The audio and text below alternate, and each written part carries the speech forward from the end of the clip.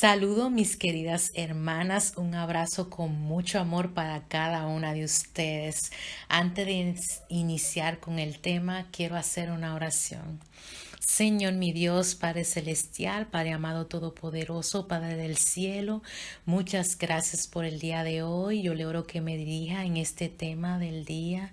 Gracias, mi Señor, por darme la oportunidad de compartir tu palabra, Padre, y que esta clase pueda ayudar al corazón de cada una de las hermanas. Gracias por todo en el nombre de Jesús. Amén. Seguimos con el tema de los 5 ladrones de la energía. Vimos el primero pensar y actuar de una manera negativa, el segundo las quejas, el tercero las amarguras que fue impartido por Yoli Castro, el cuarto el enojo que fue impartido por Sobeida Polanco y el quinto que lo trataremos en el día de hoy, las emociones negativas. ¿Quién no se ha levantado por la mañana con el pie izquierdo, con mal humor o con un ánimo irritable, o una sensación de tristeza o desanimada o enojada, o puede ser lo contrario, con un ánimo, un estado de ánimo muy positivo, con ganas de vivir, de luchar, queriendo gozar de la vida y hacer felices a los demás? Como mujeres, por nuestra naturaleza femenina y por los cambios físicos y hormonales que tienen lugar en las diferentes etapas de nuestra vida, como la pubertad, la adolescencia, el embarazo, la menopausia, somos por naturaleza seres emocionales. Y eso no es malo. Dios nos ha creado con emociones y ellas son parte de nuestro ser. Aunque debemos tener cuidado de que las emociones no tomen el control de nuestras vidas. Ahí sí se vuelven negativas, porque si dejamos que ellas nos gobiernen, nos llevarán a tomar decisiones que no son prudentes. Así que tenemos que aprender a dominarlas. La escritura dice en Proverbio 16, versículo 32, vale ser paciente que valiente, vale más tener dominio propio que conquistar ciudades. Así que hoy aprenderemos cuándo esas emociones se vuelven no tan saludables o negativas y cuándo tenemos que practicar el dominio propio. ¿Qué son emociones negativas? Son las que producen una sensación desagradable o sentimiento negativo. Estas emociones se caracterizan por ser intensas y pasajeras. Alteran el estado de ánimo. Así que vamos a ver el ejemplo de Moisés, alguien que se dejó alterar el estado de ánimo. Salmo 106 del 32 al 33 dice: hicieron también que Dios se enojara junto a las aguas de Meribat, y por causa de ellos le fue muy mal a Moisés, pues le amargaron el ánimo y él habló sin pensar lo que decía. Esta historia está completa en Números 20 del 2 al 13. Aquí vemos cómo Dios se enojó, que es una indignación contra el pecado de la rebeldía de Israel, donde el pueblo le reclamó a Dios por la escasez del agua. Por eso el lugar se conoce como las aguas de Meribat, que significa reclamación, y Dios demostró su santidad entre ellos. ¿Cómo? Le dijo a Moisés que le ordenara a la roca que le diera agua al pueblo, porque Dios actuaba con cordura y coherencia en lo que decía y hacía. Pero ¿qué le pasó a Moisés? Se dejó amargar. Otra versión dice se dejó sacar de quicio, es decir, perdió la cordura. En resumen, se dejó alterar su estado de ánimo y habló sin pensar. Eso hacen las emociones negativas, nos alteran el estado de ánimo, nos llevan a hablar y actuar sin pensar porque son intensas, no perduran. En un momento estamos como el refresco caliente, cuando se bate y se abre, sube y eso hace un gran desastre y después baja la intensidad del líquido. En algún momento no ha pasado esa situación donde nos subimos y cuando ya estamos tranquilos nos damos cuenta. ¿Y qué fue lo que dije o hice? Durante este tiempo, ¿cuántas veces has hablado sin pensar y por qué? ¿Qué ahora mismo te está alterando tu estado de ánimo? En el caso de Moisés fue que los israelitas le amargaron el ánimo y él se enojó. No siguió la instrucción del Señor él golpeó la roca 2 veces cuando Dios le dijo que le hablara a la roca. Así que se dejó alterar. Pero Sobi trató la emoción del enojo en sus diferentes versiones. Yo trataré en el día de hoy dos emociones que alteran el estado de ánimo y que en algún momento se convierten en negativa, que son el miedo y la tristeza. Vamos a ver lo que es el miedo. Es una reacción natural, adaptativa, a una respuesta a un inmediato peligro, conflicto o estrés. Puede ser real o imaginario. ¿A qué tenemos miedo? Cuando no podemos controlar lo que pasará en algún momento determinado. Bueno, en Jonás 1:5 pueden leerlo, dice, pero Jonás en lugar de obedecer, trató de huir del Señor y se fue al puerto de Job, donde encontró un barco que estaba a punto de salir para Tarsis. Entonces compró pasaje y se embarcó para ir allá, pero el Señor hizo que soplara un viento muy fuerte y se levantó en la alta mar una tempestad tan violenta que parecía que el barco iba a hacerse pedazo. Los marineros, y en este versículo me quiero enfocar, los marineros estaban llenos de miedo y cada uno invocaba a su Dios. Por fin, para aligerar el barco, echaron todas las cargas al mar. Jonás, mientras tanto, había bajado a la bodega del barco y allí se había quedado profundamente dormido. Estos marineros, señores, estaban acostumbrados a navegar seguramente con muchas dificultades y tenían experiencia, pero esta tormenta en particular tenía algo diferente que lo llevó a reaccionar con miedo, a aligerar las cargas del barco y comenzaron a invocar a sus dioses, preparándose para lo peor. El miedo nos aborda cuando no sabemos qué va a pasar. Ellos no podían controlar el barco, el viento ni sus propias vidas. A nosotras las mujeres nos da mucho miedo, mucho temor no tener nuestra vida bajo control, nuestra casa, nuestro esposo, nuestros hijos, lo que hacemos, o sea, conlleva mucha confianza en Dios quedarnos tranquila. Yo sé por qué se lo dijo.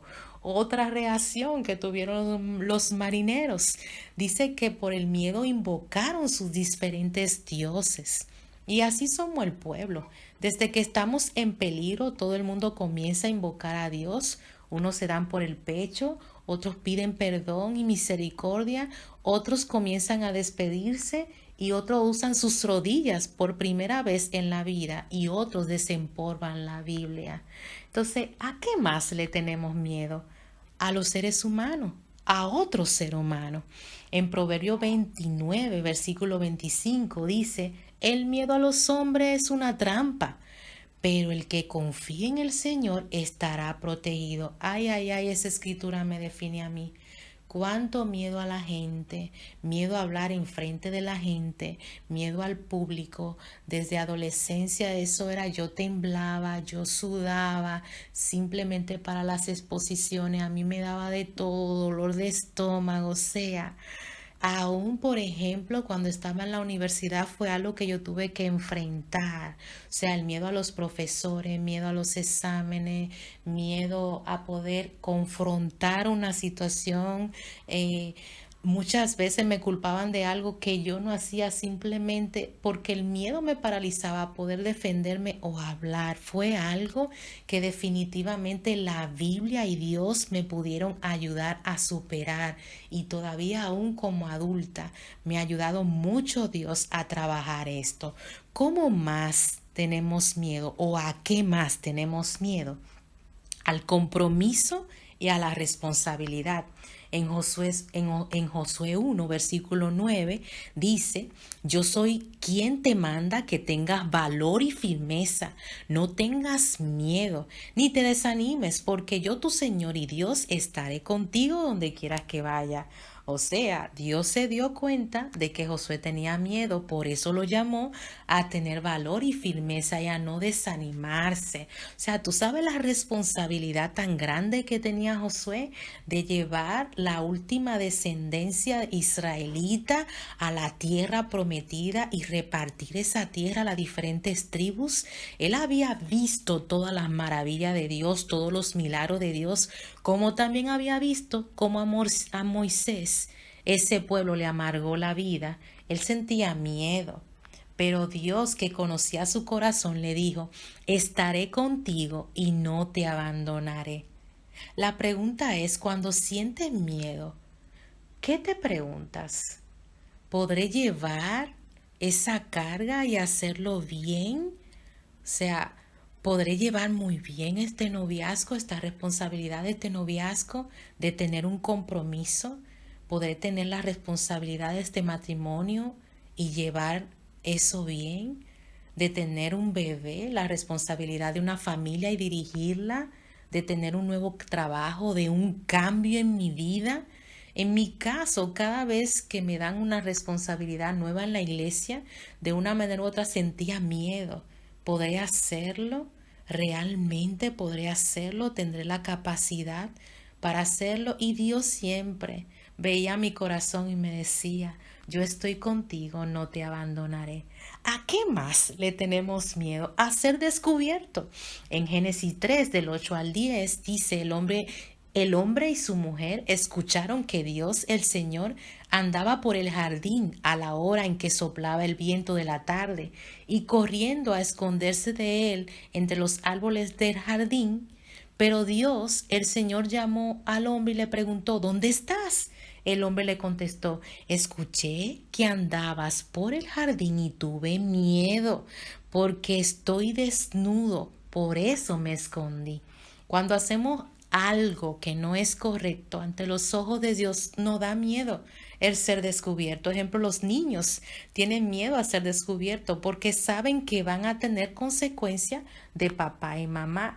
Los adolescentes tienen miedo de ser descubiertos con los profesores cuando hacen algo indebido con los exámenes.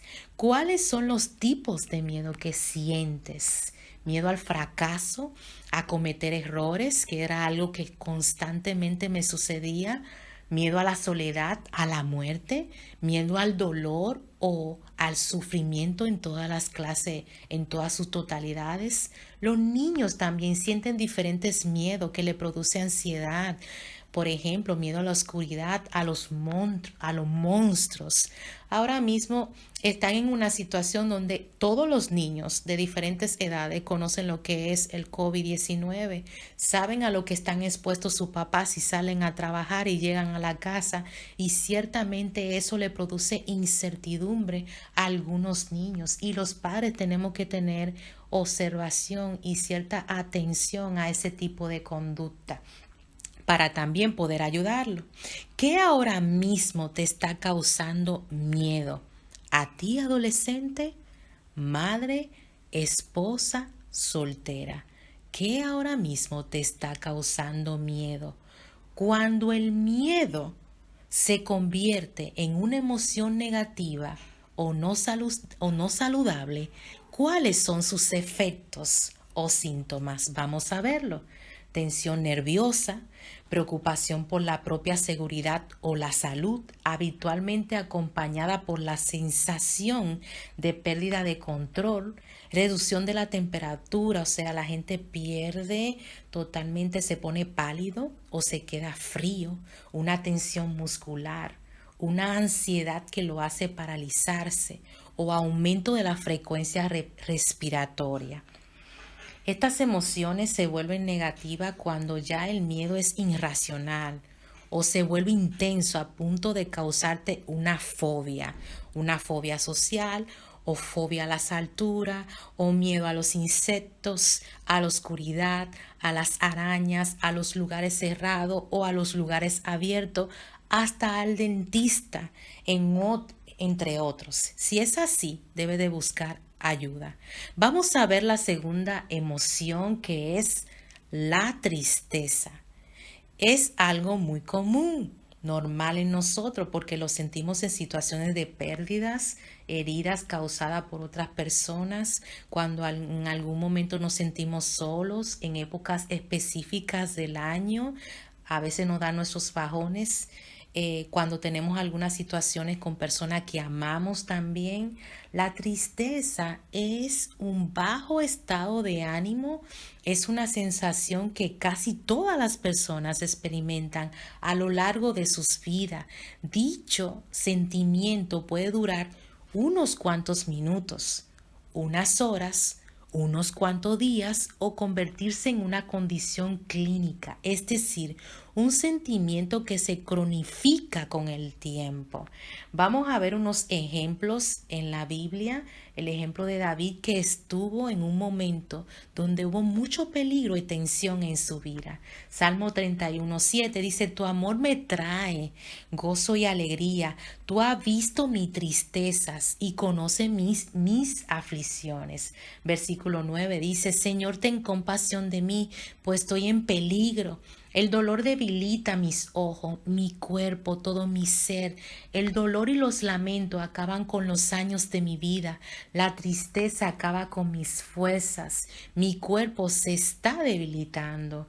El versículo 21 dice: bendito sea el Señor, que con su amor hizo grandes cosas por mí en momentos de angustia. En mi inquietud llegué a pensar que me había echado de tu presencia, pero cuando te pedí ayuda, tú escuchaste mis gritos. Cuántas expresiones de tristeza, de desánimo, de tensión, de angustia intensa, pero aún así él sentía que el amor de Dios era lo único que lo llenaba de gozo y de alegría. He tenido momentos así en mi vida, que me he sentido con un gran dolor en el corazón por pérdidas de seres amados, queridos y esperados, pero también he sentido la esperanza de Dios sostenerme y mantenerme en pie.